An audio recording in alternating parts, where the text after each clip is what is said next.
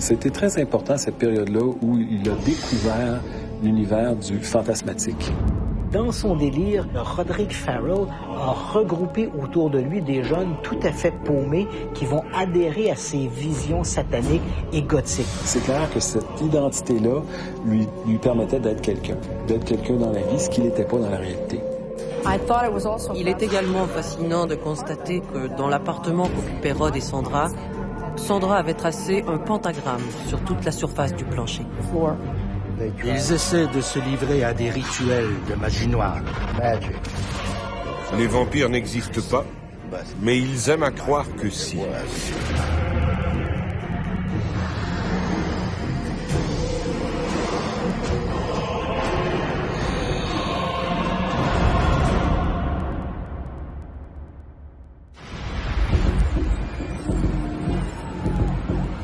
En ce 25 novembre 1996, Belinda North assure son quart de travail de 16h à minuit au Regional Medical Emergency Service de Mount Dora, en Floride.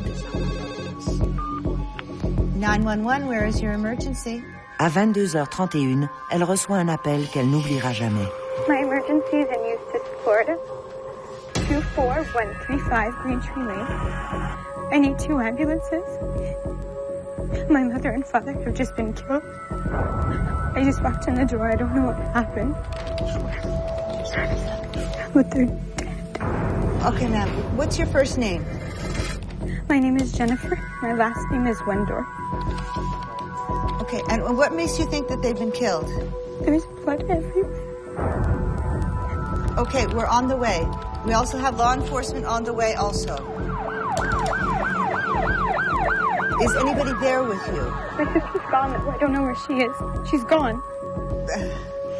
What do you mean? She lives there with your parents? She should be here. She's only 15 years old. And she's gone. Okay. What I want you to do, ma'am, is I want you to get out of the house and go and sit in your car, okay? If you don't know if anybody's still in the house, then you don't know if anybody's going to. I can't go in there. I can't. I'm afraid to leave my room, to leave my sister's room. I want you to stay on the phone with me, okay? Okay.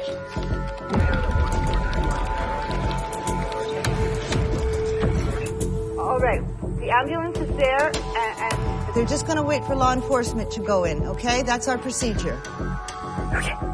Can I go outside now? Well, no. I want you to wait until law enforcement goes in. Well, the ambulances are there, right? Yes, they're on scene.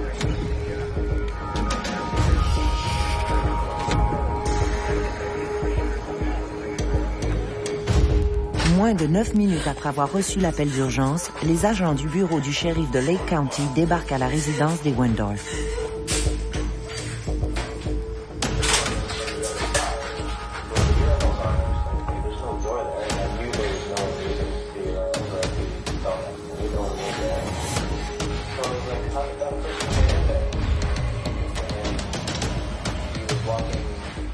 Dès l'arrivée des policiers, la scène de crime leur permet de reconstituer un peu les événements du drame. D'abord, il y a Richard Wendorf qui est toujours étendu sur le divan, la tête littéralement fracassée. Visiblement, il a été frappé à plusieurs reprises par un objet contondant. Les policiers sont persuadés que Richard Wendorf a été assassiné alors qu'il s'était assoupi sur le divan. Le téléviseur, d'ailleurs, est toujours en fonction. Lorsqu'ils arrivent dans la cuisine, en fait, à l'entrée de la cuisine et du hall d'entrée, se trouve le corps de Noémie Wendorf. Elle est étendue face contre terre. Elle a son peignoir de bain sur elle, les cheveux encore mouillés. Les policiers ont conclu que Madame Wendorf devait sortir à ce moment-là de son bain ou de sa douche et qu'elle s'est retrouvée sans doute face à face avec les agresseurs de son mari. Elle a tenté visiblement de fuir, mais malheureusement, le ou les individus ont eu le dessus sur elle, se sont précipités et l'ont frappée à son tour, probablement avec ce même objet contondant qui a servi à tuer Richard Wendorf. À en juger par la température des corps, le décès des deux époux est tout récent. Les policiers remarquent plusieurs empreintes de chaussures sur les lieux. Elles appartiennent à deux types de semelles différentes, ce qui amène les enquêteurs à conclure que les Wendorf ont probablement été assassinés par deux individus. En inspectant la scène de crime, les policiers n'écartent pas immédiatement la possibilité d'un vol qui aurait mal tourné. Malgré que plusieurs choses clochent. À l'intérieur de la maison, il y avait des équipements électroniques, un téléviseur, magnétoscope, un lecteur de CD. Ces objets sont restés en place, ce qui aurait pourtant intéressé un voleur, un cambrioleur. Par contre, la camionnette de Richard Wendorf est manquante. En faisant le tour de la propriété, l'agent Jeffrey Taylor découvrira d'autres empreintes, dont le motif des semelles correspond à celui des empreintes trouvées à l'intérieur. Pour les enquêteurs, la position de la maison des Wendorf, un secteur rural très isolé, exclut l'hypothèse d'une violation de domicile commise au hasard. L'idée que des agresseurs se soient introduits chez les Wendorf uniquement pour voler leur camionnette leur semble très invraisemblable. Donc, l'hypothèse du vol n'est pas écartée d'emblée, mais elle semble invraisemblable. Les policiers vont alors se tourner vers les proches et, élément d'autant plus inquiétant, la plus jeune, la cadette des filles Wendorf, Heather Wendorf, est manquante. Tandis que les experts passent la résidence des Wendorf au peigne fin, les enquêteurs du bureau du shérif de Lake County interrogent les amis proches de Heather, à commencer par Jennifer, sa propre sœur aînée. En interrogeant Jennifer Wendorf, celle qui a logé l'appel au 911, on commence à lui demander s'il y avait des gens dans l'entourage de sa sœur, des personnages un peu louches qui auraient pu en vouloir à ses parents, qui auraient pu commettre un crime comme cela. Et Jennifer Wendorf va en fait sortir le chat du sac en disant « Heather Wendorf, ma sœur, a beaucoup changé au cours des derniers mois et en particulier après avoir rencontré un curieux individu, un personnage du nom de Roderick Farrell. » Au fil de ces interrogatoires, les policiers découvriront une adolescente marginale et troublée, animée d'un goût immodéré pour le macabre. Il y avait chez elle quelque chose de rebelle. Elle portait des vêtements foncés, tenait toutes sortes de propos bizarres. Elle était impliquée dans diverses activités en lien avec le paranormal. Elle aimait le style gothique, une personnalité très discrète. Mais elle avait beaucoup d'animosité à l'égard de ses parents, comme beaucoup d'adolescents, parce que les parents imposent des restrictions. Ne va pas là, ne fais pas ça, je n'aime pas ce garçon, t'es trop maquillée, ta jupe est trop courte. Ce genre de remarques. Ses amis et elle font partie d'un cercle d'adolescents fascinés par le surnaturel et la sorcellerie. Cette marginalité se serait accentuée après sa rencontre avec Rod Farrell, un obsédé des histoires de vampires. Rod Farrell était le produit d'une grossesse d'adolescente. Sa mère n'avait que 17 ans lorsqu'elle lui a donné naissance. Son père était également un adolescent. Peu de temps après le mariage, le père de Rod est entré dans l'armée et les a abandonnés. Peu après, il a demandé le divorce. Ils ont alors déménagé à Murray, où vivaient ses parents. Et les parents ont pris soin d'eux. Durant ses quarts de travail, Sandra confie Rod à ses parents, Harold et Rosetta Gibson, de fervents pentecôtistes qui ne cessent de reprocher à leur fille d'être une mauvaise mère. Essentiellement, elle courait les bars, fréquentait des hommes, et c'était une mère incompétente qui négligeait son fils. Comme Rod grandissait, elle le laissait faire à peu près tout ce qu'il voulait.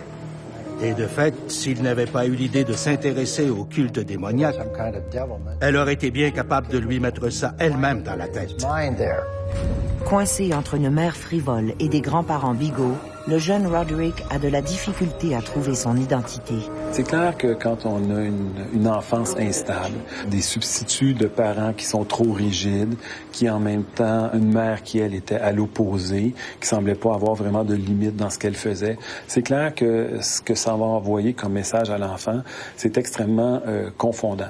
D'un côté, il y a la rigidité des parents, des grands-parents qui jouent le rôle parental. De l'autre côté, la mère qui se permet un peu n'importe quoi. Dans ça, peut-être aussi un peu d'hypocrisie, dans le sens que lui disait que ses grands-parents qui donnaient une apparence d'être très religieux et d'avoir des principes importants, qui auraient même été agressés par ce grand-père-là. Son grand-père l'avait amené dans les bois. Il avait été témoin de rituels dans ces bois. Et il avait été molesté par ces individus. Si effectivement c'est vrai, mais c'est le triomphe du mal sur le bien pour un enfant. C'est le triomphe de l'hypocrisie. Donc c'est pas surprenant qu'il ait pu accumuler beaucoup de colère, beaucoup de frustration et qui j'ai envie de dire, abdiqué le fait de faire confiance dans la réalité pour se réfugier dans une espèce de fantasmatique qui répondait beaucoup plus à ses besoins. Secte satanique ou non, l'enfance du petit Rod est plutôt atypique. Vers l'âge de 8 ou 9 ans, son père, qu'il ne voit que très rarement, l'initie au jeu de rôle Donjons et Dragons. Pour Rod, c'est un nouvel univers qui s'ouvre à lui, un monde magique peuplé de créatures fabuleuses. C'est également à cette époque que sa mère, Sandra, une férue d'occultisme, lui apprend la lecture du tarot. Si bien que Rod aura de plus en plus de difficultés à tracer la frontière entre réalité et monde imaginaire. C'était très important cette période-là où il a découvert l'univers du fantasmatique, dans le sens que on peut se permettre de jouer des jeux de rôle. Et les adultes semblent donner de l'importance à ça. Et dans ces jeux de rôle-là, on peut faire n'importe quoi. On peut être n'importe qui. On n'est plus obligé d'être dans cette réalité-là qui semble être très décevante pour lui.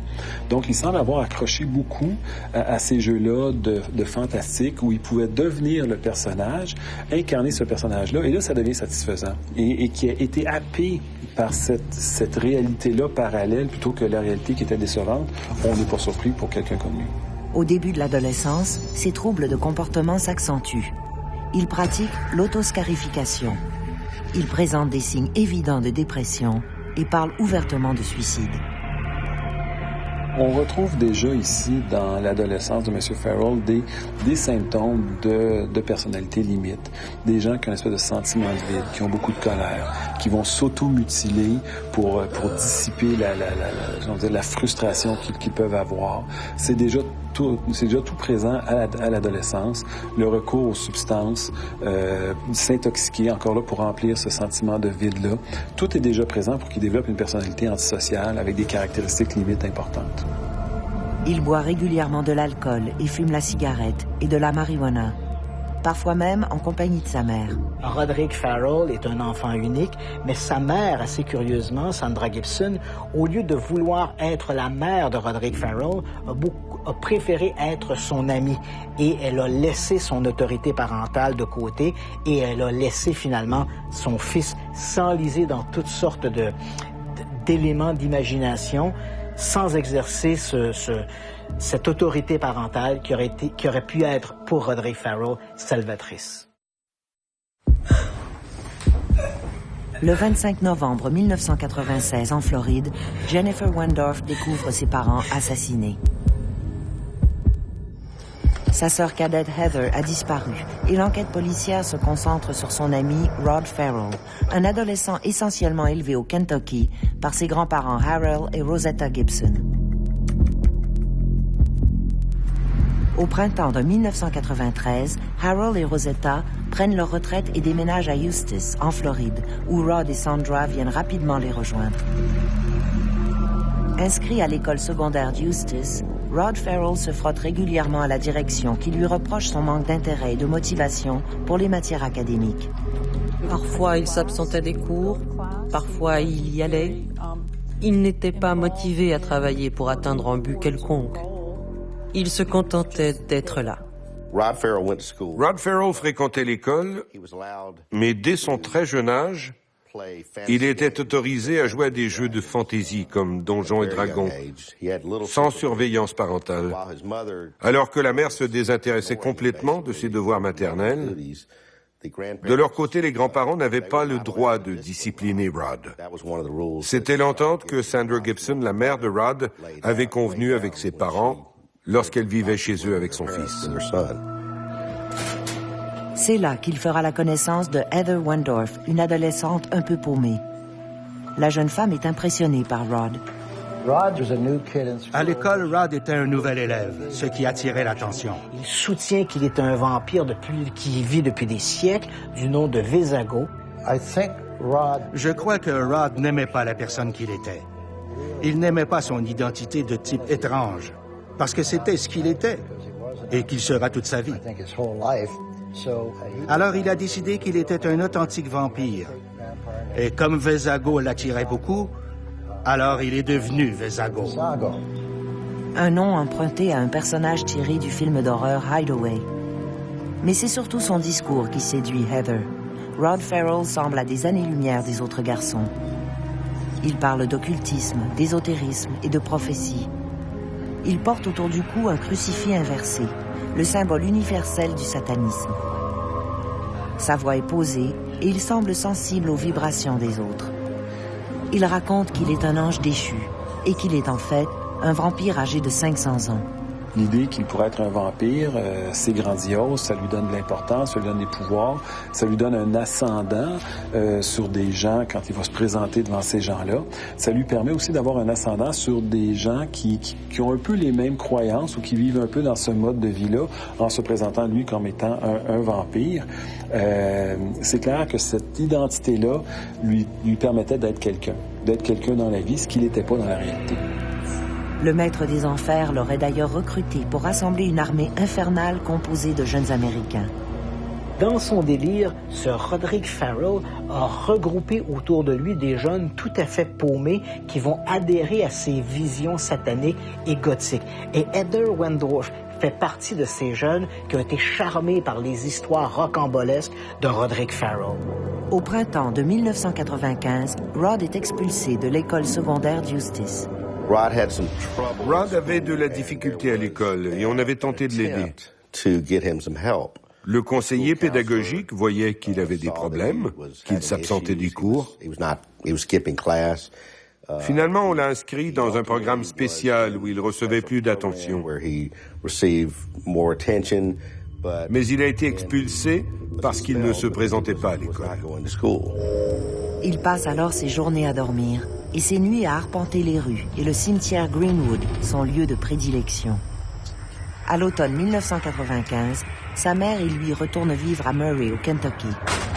Rod reprend alors les cours au Callaway County High School, où son caractère rebelle lui attire de nouveaux ennuis. Entre janvier et mai 1996, pas moins de 22 réprimandes seront portées à son dossier, dont une pour avoir menacé de trancher la gorge à l'un de ses professeurs. Finalement, il sera là aussi expulsé de l'école.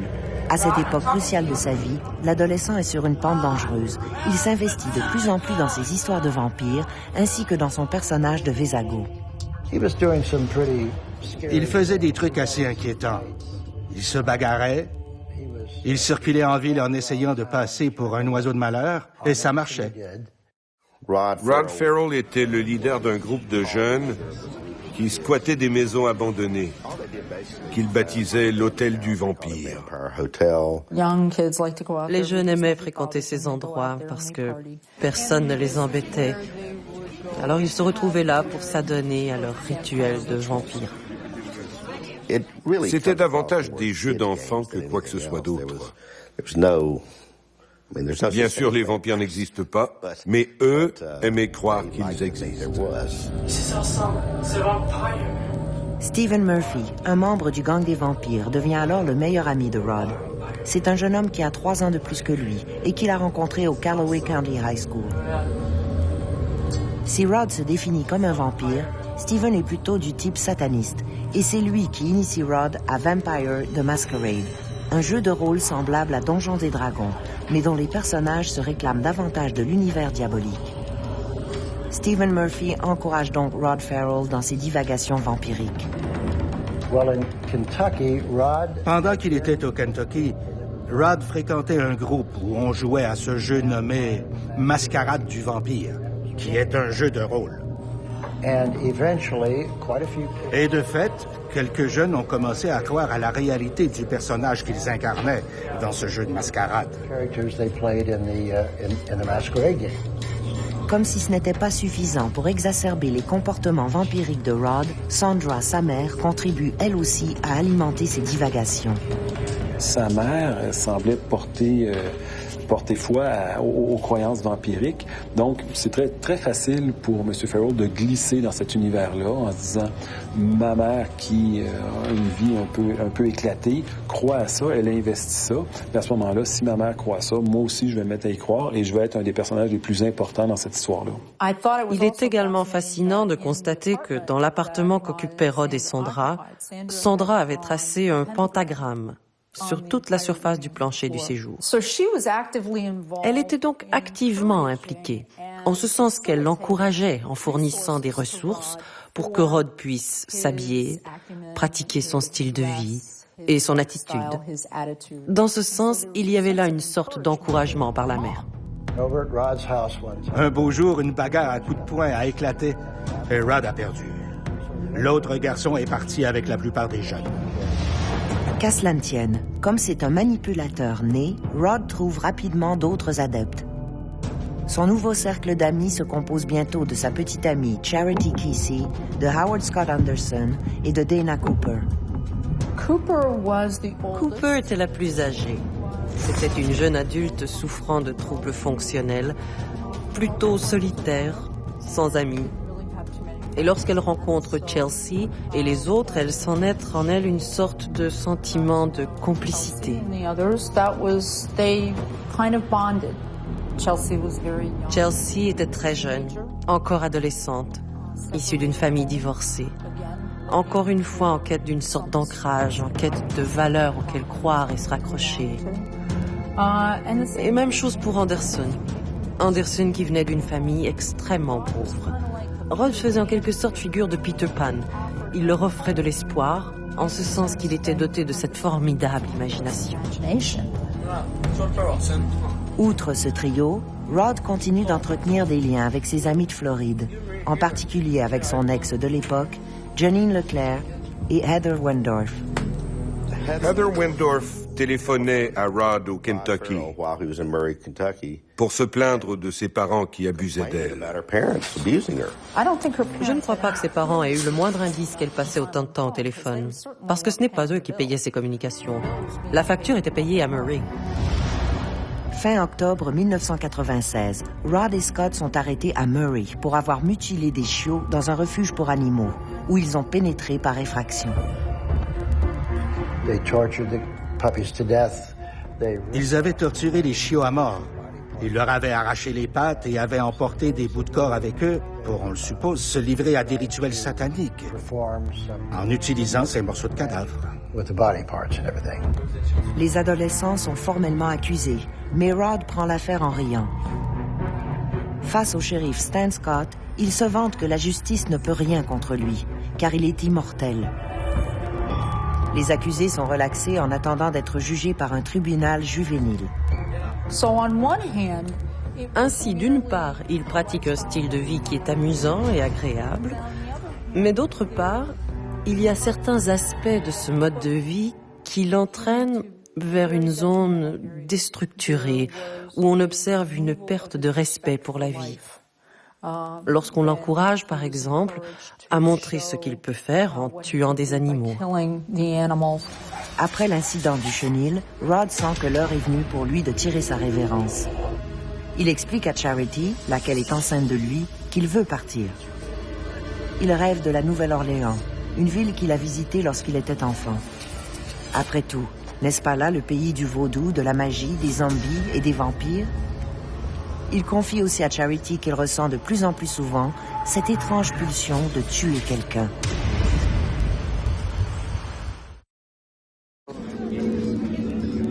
Dès l'adolescence, féru du jeu Vampire the Masquerade, Rod Farrell se captive pour le vampirisme.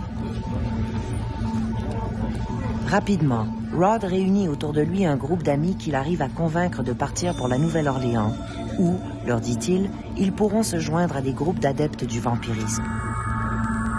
Son projet séduit ses amis du gang des vampires. Ainsi, Charity, Howard et Dana lui font savoir que lorsqu'il sera prêt, ils seront du voyage avec lui. Ils ont décidé qu'avec ses amis, ils prendraient la voiture pour aller chercher Heather, qui, elle, aurait plusieurs autres jeunes avec elle. Ensuite, ils se rendraient à la Nouvelle-Orléans, où ils pourraient tous devenir de vrais vampires. Et comme tout le monde le savait à l'époque, à la suite de la publication du roman de Anne Rice, Entretien avec un vampire, tout le monde savait que la Nouvelle-Orléans était un nid de vampires. Le vendredi 22 novembre 1996, Rod Ferrell, accompagné de Howard Scott Anderson, Charity Kesey et Dana Cooper, quitte le Kentucky en direction de la Floride.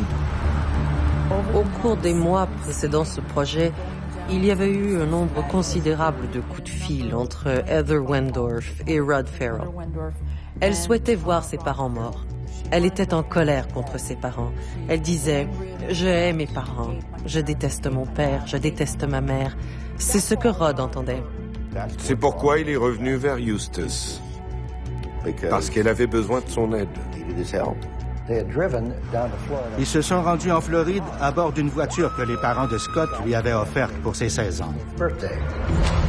Arrivé à Eustis, la bande se rend chez Shannon Yohe, une connaissance de Rod. Elle est assez surprise de constater à quel point il a changé. Ce soir-là, Rod lui demande de téléphoner à son ex, Janine Leclerc, avec laquelle il n'a jamais cessé de correspondre. Il sait également que Heather Wendorf se trouve en compagnie de Janine. Pendant un moment, il échange avec les deux adolescentes et échafaude quelques plans. Puis, Rod et sa bande quittent le domicile de Shannon quelques minutes après. Plus tard, Rod retrouvera Janine Leclerc dans un boisé près de chez elle. Il lui explique alors que sa bande et lui s'apprêtent à prendre la route de la Nouvelle-Orléans et qu'il aimerait bien qu'elle se joigne à eux. Une nouvelle vie nous attend là-bas, dit-il. Il précise qu'il a fait une proposition similaire à Heather et que celle-ci est d'accord pour les accompagner. Janine est réticente, car avec ses longs cheveux noirs et son teint blafard, Rod lui apparaît plus inquiétant que jamais. Finalement, elle lui répond qu'elle prendra sa décision dans les prochaines heures.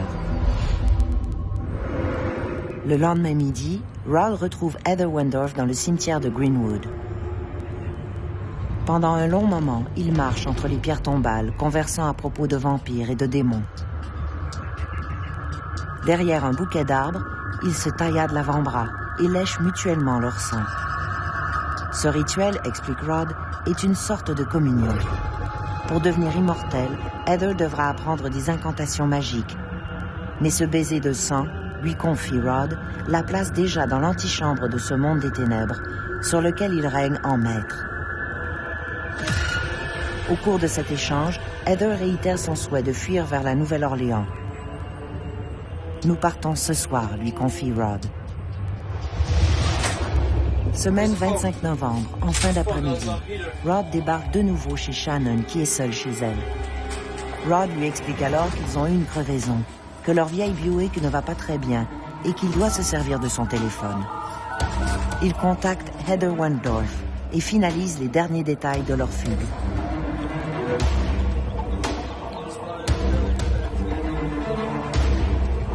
Après avoir raccroché, il se tourne vers Shannon et lui annonce qu'ils vont voler la camionnette des parents de Heather et que pour y arriver, il va devoir assassiner le couple Wendorf. La jeune femme est horrifiée et tente de le dissuader de mettre son plan à exécution. Rod explique qu'il n'a pas d'autre choix et sur ce tourne les talons et quitte la maison. Ce soir-là, vers 19h, Heather Wendorf se glisse par la fenêtre de sa chambre et quitte la maison familiale pour retrouver ses amis stationnés un peu plus loin. Rod lui dit alors de monter à bord de la voiture, que Howard et lui les retrouveront plus tard au domicile de Janine Leclerc. Les deux jeunes traversent alors l'immense terrain en se dirigeant vers la résidence des Wendorf. Howard Scott Anderson sur les talons, Vézago pénètre dans la maison. Et ils sont entrés par le garage. Une fois dans le garage, ils ont attrapé un pied de biche, puis sont entrés dans la maison. Sur la pointe des pieds, ils traversent le corridor. Les adolescents entendent alors des bruits de voix en provenance de la pièce voisine. Monsieur Wendorf dormait sur le divan, faisant face à la télévision. Sans faire de bruit, les intrus s'avancent jusqu'à la cuisine. Là, ils entendent un chuintement caractéristique. Quelqu'un, sans doute Madame Wendorf, est en train de prendre une douche. Pendant que Howard s'avance dans le corridor pour aller couper le fil de téléphone dans la chambre du fond, Rod, tout à fait calme, se sert un soda. Les adolescents retournent ensuite dans la salle de séjour, où Richard Wendorf est toujours assoupi devant la télé. Tenant solidement le pied de biche par une extrémité, Rod lui en assène plusieurs coups violents à la tête. L'homme de 49 ans ne saura jamais ce qui lui est arrivé. Son massacre achevé, Rod soulève le corps pour le fouiller. Dans la poche de son jean, il trouve un portefeuille et à l'intérieur, une carte de crédit Discovery. Ils tentaient de trouver les clés du véhicule Explorer qu'ils avaient l'intention de voler, ainsi que des objets de valeur. Et ils cherchaient à sortir de la maison avant que Mme Wendorf ne sorte de la douche.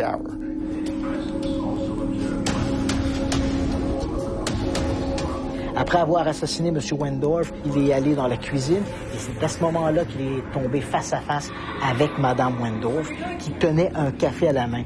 Et pour essayer d'échapper aux agresseurs, elle a lancé le café sur Roderick Farrell et ça a eu pour effet de le mettre en colère. C'est là qu'il s'est jeté sur Mme Wendorf pour la frapper également avec le pied de biche. Je ne sais pas s'il a eu le temps de réfléchir. Je crois plutôt qu'il n'a fait que réagir. C'était de la rage, un réflexe de rage brutale. Une fois leur violence assouvie, les jeunes fouillent la maison en quête d'argent, de bijoux et surtout des clés du camion de Richard Wendorf. Rod Farrell, le leader du gang des vampires, a convaincu la jeune Heather Wendorf de se joindre à sa bande et de fuguer vers la Louisiane. Après avoir assassiné les parents Wendorf, Rod et Howard s'emparent de la voiture du couple et vont rejoindre le reste de la bande. Entre-temps, Janine Leclerc, qui attendait le gang devant chez elle, se ravise et décide de ne pas faire partie du voyage échafaudé par Rod.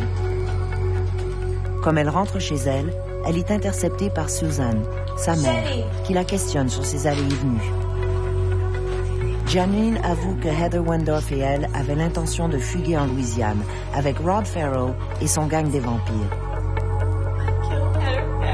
Aussitôt, Susan Leclerc téléphone aux Wendorf pour les informer de ce qui se trame, mais personne ne répond au téléphone. Constatant que Janine n'est pas au lieu convenu de la rencontre, Dana, Charity et Heather rejoignent Rod Farrell et Howard Scott Anderson à l'intersection des routes 417 et 1792. En découvrant que Janine Leclerc n'est pas avec eux, Rod est déçu, mais il est hors de question de faire demi-tour. Pendant que Howard s'affaire à interchanger les plaques d'immatriculation de la Buick et de l'Explorer, Rod annonce à Heather que lui et Scott ont assassiné ses parents. Elle est en état de choc.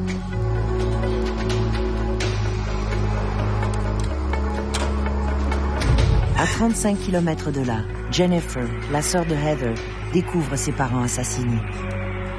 Elle se précipite dans la chambre de sa sœur pour appeler les urgences. Quelques heures après l'assassinat du couple Wendorf, les policiers du comté voisin de Seminole vont trouver une voiture abandonnée sur le bas côté de la route. En comparant le numéro de la plaque numérologique, ils vont découvrir que le numéro de la plaque correspond à la camionnette des Wendorf. Alors évidemment, les policiers concluent que la voiture doit sans aucun doute être celle des assassins ou des fuyards et qu'ils ont fait un transfert de plaque pour finalement essayer de détourner les pistes. Les policiers vont donc procéder à ce moment-là via le numéro de série de la voiture. Ils vont identifier la voiture, ils vont associer la voiture à son propriétaire, un certain Howard Anderson, qui habite à ce moment-là au Kentucky. Rejoint chez lui, le Howard Anderson en question va raconter que la voiture n'est pas la sienne en fait, mais celle de son fils Howard Scott. Alors à ce moment-là, et que ce Howard Scott est un proche ami de ce Roderick Farrell. Alors les policiers commencent déjà à ce moment-là à se douter de ce qui s'est produit.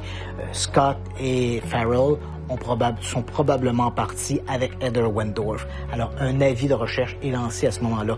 On cherche une camionnette avec une plaque du Kentucky, plaque qui correspond à la voiture de Howard Scott. Dans la soirée du 27 novembre, le bureau du shérif de Lake County en Floride lance officiellement un mandat d'arrêt au nom des 5 fugitifs. En plus du mandat d'arrêt, les enquêteurs demandent à leurs collègues de Bâton Rouge de porter un intérêt particulier à tout véhicule de marque Ford Explorer. Rod et sa bande ont conduit depuis Eustis jusqu'à la Nouvelle-Orléans. Ils n'avaient plus d'argent. Ils avaient volé une carte de crédit sur le corps de M. Wendorf, dont ils s'étaient servis en route pour payer l'essence. Ils sont arrivés à la Nouvelle-Orléans et après avoir passé la nuit à faire le tour de la ville, ils ont décidé qu'ils voulaient vraiment rester là. Alors ils se sont rendus jusqu'à Bâton Rouge, la capitale de l'État. Ils n'avaient plus d'argent, ils avaient peur et ne savaient vraiment plus que faire ni où aller. Charity Kesey, l'ami de Rod, originaire de Murray au Kentucky, a alors téléphoné à sa mère qui vivait au Dakota du Sud en espérant pouvoir lui soutirer de l'argent. Jodie Remington, laquelle est à l'emploi du bureau du shérif du comté, explique à sa fille qu'elle sait tout, qu'elle a suivi leur histoire à la télévision. Comme les jeunes n'ont nulle part où aller, Jodie lui dit de trouver un hôtel. Une fois sur place, elle n'aura qu'à demander aux responsables de communiquer avec elle pour finaliser la location des chambres par carte de crédit. 30 minutes après cet appel, Jodie reçoit un second coup de fil de sa fille. Charity et ses amis se trouvent à présent dans le lobby du Howard Johnson Plaza Hotel. La mère a alors dit à sa fille, « Laisse-moi parler avec la personne en charge de la réception. » Elle a expliqué qu'elle travaillait au bureau du shérif au Dakota du Sud et lui a donné son numéro de carte de crédit. Elle a demandé à ce qu'on donne une chambre aux jeunes, qu'on leur donne quelque chose à manger et qu'on s'occupe d'eux pour la nuit. Une fois cet appel terminé, elle a repris son téléphone et appelé le shérif de Murray, qui, lui, a contacté les autorités de Bâton Rouge. Éventuellement, les policiers du côté de Bâton Rouge vont arrêter les 5 jeunes liés à l'assassinat du couple Wendorf. Leur cavale aura duré 3 jours.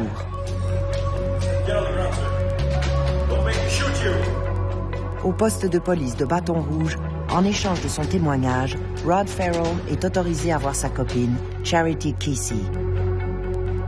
Farrell, au moment de son arrestation, très rapidement va assumer la responsabilité du crime. Il avoue que c'est lui qui a tué le couple Wendorf.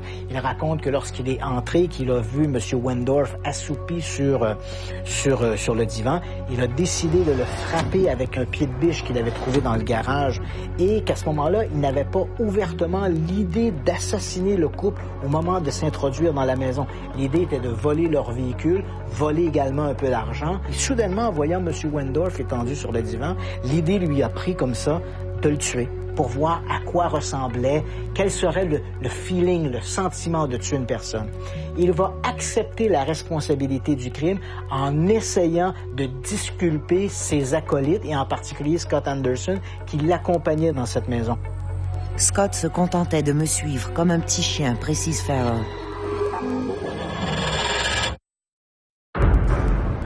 Dans la soirée du 28 novembre 1996, suite à l'appel de Jodie Remington et en lien avec le meurtre de Naoma et Richard Wendorf, les policiers de Bâton Rouge procèdent à l'arrestation de Roderick Farrell et de son gang des vampires. Une semaine plus tard, les suspects seront extradés vers la Floride. Et au moment de son arrestation, Roderick Farrell aime bien tout l'intérêt que les médias lui portent. Au moment de sortir, par exemple, de la voiture de police, il va regarder les médias, il va grimacer, prendre des poses devant les caméras. D'ailleurs, par son attitude, il rappelle un peu ce Charles Manson au moment de son arrestation. Et des médias vont d'ailleurs tracer ce parallèle-là entre Roderick Farrell et Charles Manson. Et pourtant, l'évolution des deux personnages est excessivement différente. Un individu qui a besoin de valorisation, qui a besoin de se sentir admiré. Ce besoin-là était tellement fort qu'il dépassait même le besoin de se protéger. On a quand même quelqu'un qui a commis un crime, quelqu'un qui est recherché, et le besoin pour lui d'être admiré dépasse ce besoin-là primaire de protection, j'ai envie de dire. Ça soulignerait, selon moi, à quel point cet individu-là était narcissique. Le 17 décembre 1996, Roderick Justin Farrell, Charity Kesey, Howard Scott Anderson et Dana Cooper sont formellement accusés des meurtres des époux Wendorf. Les inculpés seront jugés séparément et pour les 3 jeunes encore mineurs, soit Farrell, Kesey et Anderson, les autorités judiciaires décident qu'ils seront jugés par un tribunal pour adultes. En ce qui concerne Heather Wendorf, les chefs d'accusation sont pris en délibéré, car pour le procureur Brad King, il est impératif de savoir si l'adolescente était au courant du plan meurtrier de Rod Farrell.